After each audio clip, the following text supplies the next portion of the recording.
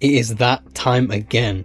Today I'm going to be dissecting a design that is very, very close to my heart and I'm still really proud of to this day, and it's got a lot of useful techniques in that I'm sure you guys can apply and that it will help you a lot. I mean, you read the title, you know which one it is. It's the JID one. So this was a collab between me and my good friend Miko. We came together, he told me to listen to the album, JID's newest album, God Does Like Ugly, and I liked it a lot. And one of the songs that he liked a lot that I also liked was Wholeheartedly, featuring Ty Dolla $ign and Black. And so we thought we'll make a design based off of that song. And if you follow me on Instagram, if you don't already, go follow me, what are you waiting for? You will know that JID reposted this on his story. I'll put it up on screen now. It is actually mental to this day. Yeah, it was too hype, too hype when I saw, and I think that is the main reason why it is so close to my heart, because it's such a surreal moment for me and for Miko as well. So we're gonna go through, we're gonna dissect this design, and I'm gonna talk a bit about the collab and what exactly happened. So we're gonna start off with these pictures here. Now this is the first thing that Miko did, and I've always wanted to use a kind of paper cutout sort of texture, but I never really knew how to do it or the best way to do it. Like, I've always done it, whenever I've done it, I've always done it the hard way by taking like an actual paper cutout and then just like layering it along everything. But thanks to Miko, we got this great method which he used for all of these pictures, and I'll show you on the black one. It essentially just revolves around two main effects. So firstly, a displacement map, which helps to create these jagged sort of edge effects. And then to make it look like it's actually a cutout and have a bit of shadow, there is a bevel and emboss where you can see in effect what would be the torn edge of the paper. And then overlaid on top of that is just the original image with a clipping mask on, as well as some curves and a gradient map to just make the picture look better. Blah blah blah blah blah blah blah blah blah. And then very small text with the artist's name next to all of them here, as you can see. And then just rinse and repeat for the three of these, mainly to fill space, but also to add detail and kind of accentuate certain areas. So that was the first thing that Miko did. He came in with the base of these pictures. I just added a bit of retouching to it. So just curves on multiply and curves on screen. And that gave us a sort of background detail that we could work with and try and fit somewhere into the composition. I then started with the composition of putting these two pictures of JID in. So I first found this picture of JID on stage, which was pretty cool. I also added in the ground where he was standing as well, just to essentially make it easier and not have to do floor shadows and all of that. And so it would just straight away blend in with everything else that's going on. And then I found this big image of JID, which we put on this side. Obviously, his arm here covers where the ground stops, so that kind of helps to blend that in. And as you can see, it was just a really good quality picture and it worked with the composition, hence why I chose it. And then to fill up this empty space, we moved the pictures to be up here. And then I sent this over to Miko and he got to work on the background, which is just really good, to be honest. It just fits so well with the aesthetic of whatever else is going on here, especially these pictures. Now within this background, we just have a few newspaper sort of images, like this one first of all, a bit of bevel and emboss on there as well. And then of course a picture of JID on there, and then some text relating to JID of course. Another newspaper image very similar, again another picture of JID. And then in the top right corner here, just a picture of a city. And then this little texture light thing. Yeah. I don't know what this city is, I'm assuming it's like Atlanta or something, that's where JID's from. Again, I didn't do the background, and then turns out that wasn't even the final newspaper, because we changed the newspaper again, where we changed the text to read Wholeheartedly presented by JID, featuring Black and Ty Dolla $ign. We? Who's we? There is no we. So the background technically comprises of about 3-4 images, but I think what makes it so good is the fact that it blends well with these pictures and it blends well with the rest of the composition, and also the custom text on the newspaper also really helps. It's just more details that it's good for the viewer's eye and helps to personalize the design rather than just having regular old newspaper with like random text on it. So we essentially had this as the base to work with On top of this, Miko also added these outlines on small JID and big JID right here. So these mimic the torn paper kind of texture from the pictures as well here. Essentially with the same things, so a displacement map and bevel and emboss. But this time it's just taking the mask of the image, making it bigger, making it go around them, and then adding a color overlay of red just to make it stand out from all the black and white that's going on. And as you can see, the colors are kind of inverted from the newspaper and everything else in the background. That is through the exclusion blend mode that is here, or difference. They're basically the same. I actually don't know the difference between them, but that kind of inverts what's going on in the background, but also adds the red tone, which kind of helps it to stand out a bit more. Then this was passed over to me to be able to do all of the final render work and all of that stuff. You know the drill by now, but I'll go through it again because on a design like this, where there's not much going on, it's probably the most important to get this right. So first of all, curves on multiply to accentuate all of the shadows, curves on screen to accentuate the highlights. Oh, what? Oh, I have two curves layers there for whatever reason. There we go, and bring back some of the detail in the eyes, especially. Black and white layer to self-explanatory, make them black and white. That's what I'm talking about! That's why he's the MVP! That's why he's the GOAT! The GOAT! Then a layer with exposure lowered to paint some additional shadows, especially on this area of the face where the shadows are kind of already accentuated, but it just helps to create a more dramatic lighting effect. And the same on these sorts of areas around his arms and the bottom of his arms and the creases in the tank top. And then a layer with exposure up to again accentuate the highlighted bits that we already accentuated with the curves, but just adding some final lighting to it. And then this little black bit was annoying me, so I got rid of that.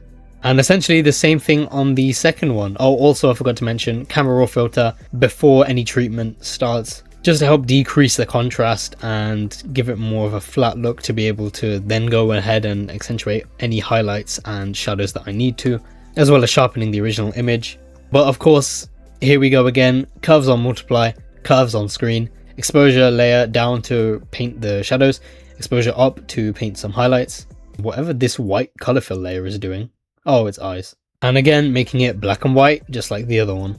So everything was basically done by this point. Now it was just time for any extra detail or textures that we needed to put in. So first of all, since everything was red and black and white, and there was this torn paper cutout kind of vibe going on, I thought, hey, what would be cool? Paper cutout letters, like, you know, the ones from magazines and that kind of stuff. So I took the letters J, I, and D in the color scheme and just put it behind JID here. Nothing really deep going on, literally just looks cool. Of course, it wouldn't be a Neo Visuals edit without some glows. So there we go. On these red bits, obviously they were just flat. Well, they weren't flat because they had all the different colors going on, but they kind of needed something else to spice them up. So the easiest way to do that is with glows. So just a few subtle glows on these kinds of bright red areas. Not so much the dark ones because it would stand out, but here especially on these kinds of bits just surrounding JID just adds a bit of brightness, and I don't know, it's a Neo Visuals trademark at this rate. I just add glows to everything. And then the things that I feel took this edit from good to amazing, the textures. So a bunch of these textures going on, as you can see, here's before, here is after. So we have some halftone textures going on, some grain, some sort of lines, VCR kind of lines. So just some noise and some halftone, nothing too crazy, but really just works well with this kind of edit. Then finally, I added this kind of border texture that I use quite a bit, just on the edges, just to bring some life into the edit. And again, goes with the kind of paper cutouts that we've already seen. Then a gradient map going from this dark blue to white, set to luminosity, just to accentuate the highlights, and brings a tiny bit of blue into the shadows and gives it that sort of lifted shadow look. As you can see, the shadows kind of go up and they become softer and not as black. It gives it that vintage vibe that also goes along with the textures that we chose. Well, that Miko chose, not me. So you can tell everybody. Yeah, you can tell everybody. And finally, a whole bunch of color lookups. So there we go. 7 color lookups to be exact. Yeah, I use a lot of color lookups. That was me. But it goes from mainly black and white with the red to adding a bit more blue tone to the shadows. I kind of feel like for me, I do that a lot. It's kind of a cheat code for me where I just add like a dark blue into the shadows and it just works, especially in Camera Raw in the color grading part. And finally, the Camera Raw filter, which takes all of the stuff that the lookups kind of started to do and refines them a lot. So adding some blues and some yellows. So I add blue into the shadows and a bit of yellow into the highlights. I like to use those kind of contrasting colors sometimes. If it's an edit with blue lighting, I'll usually do blue in the shadows and some sort of cyan in the highlights. But for something like this, I like having the vibe of the contrasting colors that are on the color wheel. And it also lifts the shadows up just a bit, so there's a bit less contrast. It's not too in your face. And also giving the reds a slightly more pinkish tone, I guess. Taking it less on the orangey side and more towards the pinky side.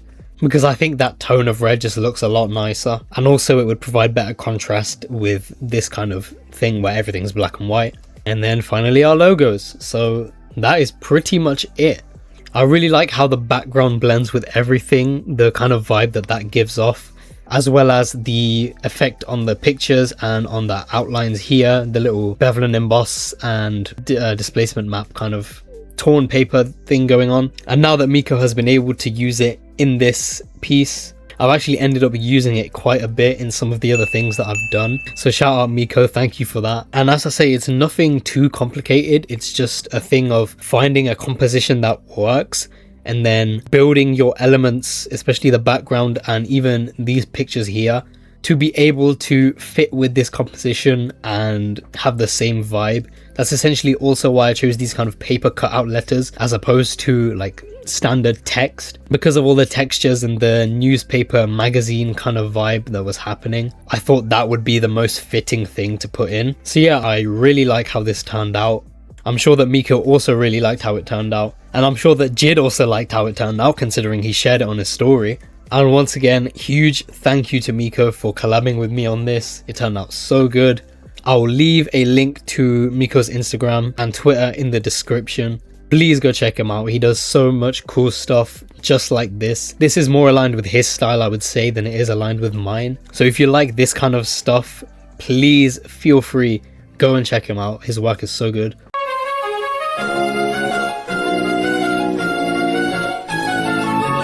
And it just goes to show that collabs can really and truly start from very little.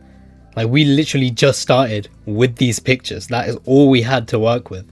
But with a bit of back and forth and a bit of sharing ideas and what we think could work, what might work, what would look cool, we eventually ended up at something that we both really like. And I think that is how you should approach your collabs as a designer. As not kind of a give and take kind of thing where you do this, I do this, boom, it's done. Also have that flexibility where you can communicate with each other about what you think would look good, and sometimes go back and forth, send each other the PSD, do a few things, get each other's opinions, come back to it. Because at the end of the day, collabs should be about coming together rather than you just do your separate part, I just do my separate part. That's logistically easier, but to make a better edit, you would need to be able to communicate effectively and do all of that. And that is how you get JID to notice you.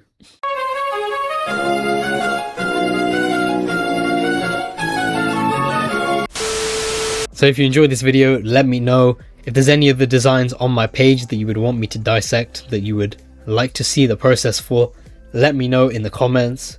As I said before, check out Miko, check out his work. Links will be in the description. Like, subscribe, all of that. And I'll see you in the next one.